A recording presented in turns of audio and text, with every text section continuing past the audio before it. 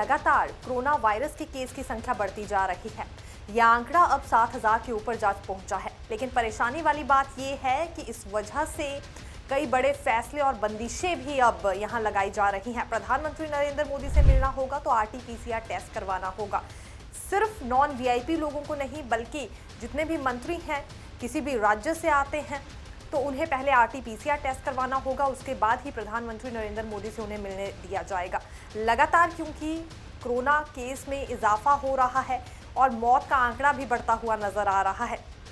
पिछले कुछ दिनों में 74 लोगों की मौत हो गई है। ये ओमिक्रॉन वेरिएंट खतरनाक है उन लोगों के लिए जो पहले से किसी और बीमारी से भी ग्रस्त हैं।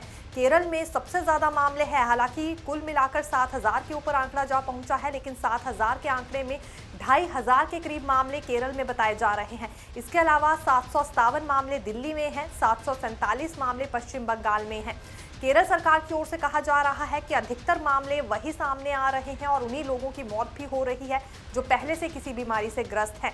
हालांकि केरल में यदि किसी को हल्की खांसी या जुकाम बुखार भी है तो भी उसका RT-PCR टेस्ट हो रहा है और तुरंत प्रभाव से ऐसे लोगों को अस्पताल आने के लिए कहा जा रहा है।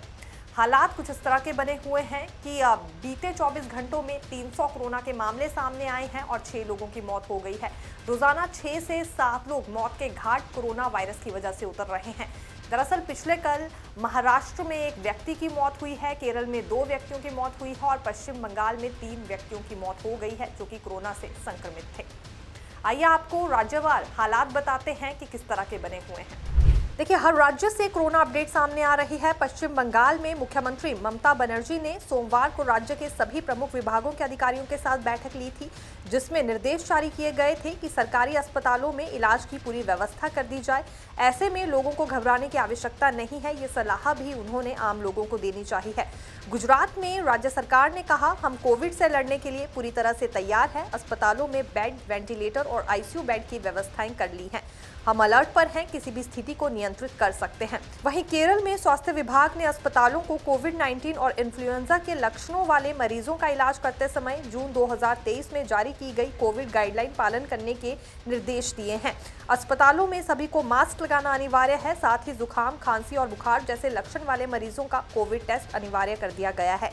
कर्नाटक में Gulbarga institute of medical science ने 25 बेड का कोविड वार्ड बनाया है। इनमें से 5 bed ICU, high dependency unit और 5 प्रेग्नेंट महिलाओं के लिए हैं। बाकी 10 नॉर्मल बेड है। उत्तराखंड में राज्य सरकार ने बुधवार को गाइडलाइन जारी कर जिला प्रशासन से अस्पतालों में ऑक्सीजन तथा जरूरी दवाओं की उपलब्धता सुनिश्चित करने को कहा। इसके अलावा इन्फ्लुएंजा जैसी बीमारियां, सांस की जुड़ी गंभीर इन्फेक्शन और कोविड मामलों की रिपोर्टिंग करने के भी निर्देश दिए हैं। अभी तक देश में ओमिक्रॉन के 4 नए वेरिएंट मिले हैं, लेकिन गौर करने वाली बात यह है कि एक दफा फिर प्रधानमंत्री से अगर मिलना है तो RT-PCR टेस्ट करवाना अनिवार्य कर दिया गया है। जगह जगह पर मास्क पहनने के लिए कहा गया है। इसके अलावा दूरी का पालन किया जाए, बार बार सैनिटाइजर्स का इस्तेमाल हो। ये भी हालात अब राज्यों में बन रहे हैं और इस तरह की गाइडलाइंस भी जारी की जा रही हैं। अभी फिलहाल चिंताजनक विषय उन लोगों के लिए है जो पहले से शुगर, हार्ट या किसी अन्य बीमारी से ग्रस्त हैं, क्योंकि वही इस वेरिएंट की चपेट में सबसे पहले आ रहे हैं। देखते रहिए नवोदय टाइम्स पंजाब केसरी। मैं दीक्षा शर्मा, धन्यवाद।